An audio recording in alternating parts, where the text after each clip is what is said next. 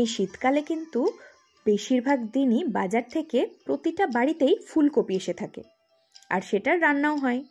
কিন্তু ফুলকপির যে পাতাগুলো আর ডাঁটাগুলো থাকে সেটা কিন্তু বেশিরভাগ মানুষই উচ্ছিষ্ট বলে ফেলে দেন। তবে এই ফুলকপির পাতা দিয়ে দারুণ একটা রেসিপি তোমাদের সাথে শেয়ার করব। যদি টাটকা ফুলকপির পাতা থাকে তাহলে সেটা উচ্ছিষ্ট হিসেবে নষ্ট করার কোনো দরকার নেই। এভাবে ফুলকপির পাতার ভর্তা বানিয়ে নিলে কিন্তু এক থালা ভাত শুধু এই ভর্তা দিয়েই খাওয়া হয়ে যাবে। যাই হোক, তাহলে রেসিপিটা দেখে নেওয়া যাক। প্রথমেই দুটো ফুলকপির পাতাগুলোকে ছাড়িয়ে নেব। তবে সবসময় খেয়াল রাখবে যে পাতাগুলো যেন অবশ্যই টাটকা থাকে। ফুলকপির পাতা যদি শুকিয়ে গিয়ে থাকে তাহলে কিন্তু সেই পাতার ভর্তা করলে খেতে খুব একটা ভালো লাগবে না। তাই ফুলকপির পাতা টাটকা থাকতে থাকতেই কিন্তু এটার ভর্তা বানিয়ে নিতে হবে। ফুলকপির ডাঁটাগুলো যদি খুব মোটা হয় তাহলে সেগুলোকে অ্যাভয়েড করতে পারো। আমি যে ফুলকপি দুটো নিয়েছি সেগুলোর ডাঁটা সহ পাতা সবটাই কিন্তু কচি ছিল। এবারে খুব ভালোভাবে কিন্তু পাতাগুলোকে ধুয়ে নিতে হবে। প্রতিটা পাতা হাত দিয়ে ঘষে ঘষে একটু পরিষ্কার করে নিতে হবে, কারণ যেহেতু ফুলকপিগুলো মাটিতে হয় তাই পাতাগুলোতেও অনেক সময় কাদা মাটি লেগে থাকে। তাই ভালোভাবে পরিষ্কার করে নিয়ে খাওয়াই ভালো।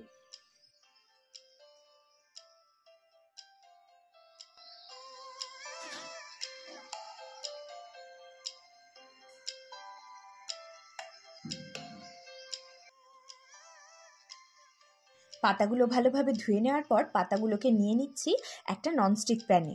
যে কোনো পাত্রে নিলেই হবে যেটাতে তোমরা এটাকে ভাপিয়ে নিতে পারবে। আর বেশ খানিকটা জল দিয়ে পাতাগুলোকে 10 মিনিট মতন ভাপিয়ে নেব। আর এভাবে ভাপিয়ে নিলে কিন্তু ফুলকপিতে যে ইনসেকটিসাইডগুলো দেওয়া হয় সেগুলো নষ্ট হয়ে যায়, আর রান্নাটাও কিন্তু খুব চটজলদি হয়ে যায়। পাতাগুলো 10 মিনিট ভাপিয়ে নিয়েছি। এবারে এটাকে নামিয়ে ঠান্ডা করে নেব।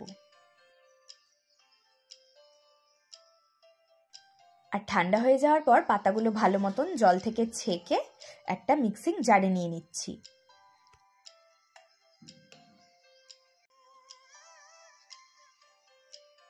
আর এর সাথেই 1 ইঞ্চি মতো আদা আর 3 থেকে 4টে কাঁচা লঙ্কা দিয়ে দিলাম।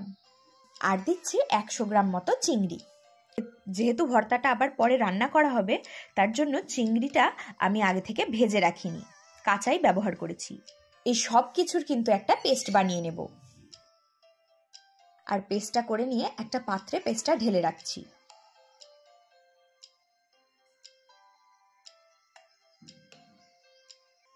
এবারে আবারও একটা ননস্টিক প্যানে দিয়ে দিচ্ছি বেশ খানিকটা সর্ষের তেল।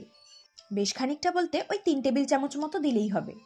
তেলটা খুব ভালো মতন গরম হয়ে এলে ফোড়নে দিচ্ছি 1 চামচ কালো জিরে আর একটা গোটা শুকনো লঙ্কা। ফোড়নটা 10 থেকে 15 সেকেন্ড মতো নেড়েচেড়ে নিয়েই অ্যাড করে দেব একসাথে পেস্ট করে রাখা ফুলকপির পাতা আর চিংড়িটা।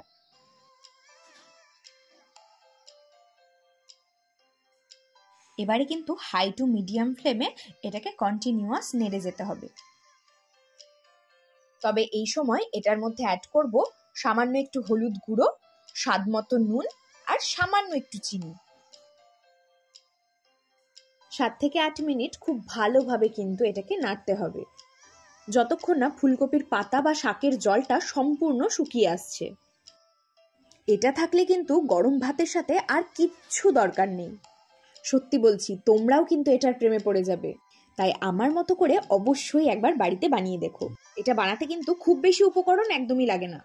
আর যখন দেখবে এটা একেবারে শুকনো শুকনো হয়ে গেছে তখন কিন্তু এটাকে নামিয়ে নিতে হবে। তাহলেই কিন্তু ফুলকপির পাতার ভর্তা একদম পারফেক্টলি রেডি। এভাবে একবার বানিয়ে দেখো, দারুণ হয় খেতে। এই ভিডিওটা যদি তোমাদের ভালো লেগে থাকে অবশ্যই কমেন্ট করো। আর আমার ভিডিও দেখে যদি তোমরা রেসিপিটা বাড়িতে বানাও তাহলেও কিন্তু কমেন্টে জানিও কেমন লাগলো। বাই দ্য ওয়ে, আমি তনয়া, তোমরা দেখছো আমার চ্যানেল ওয়েক আপ লিমিয়া। আবার কথা হবে নেক্সট ভিডিওতে। আজ আসি, টাটা।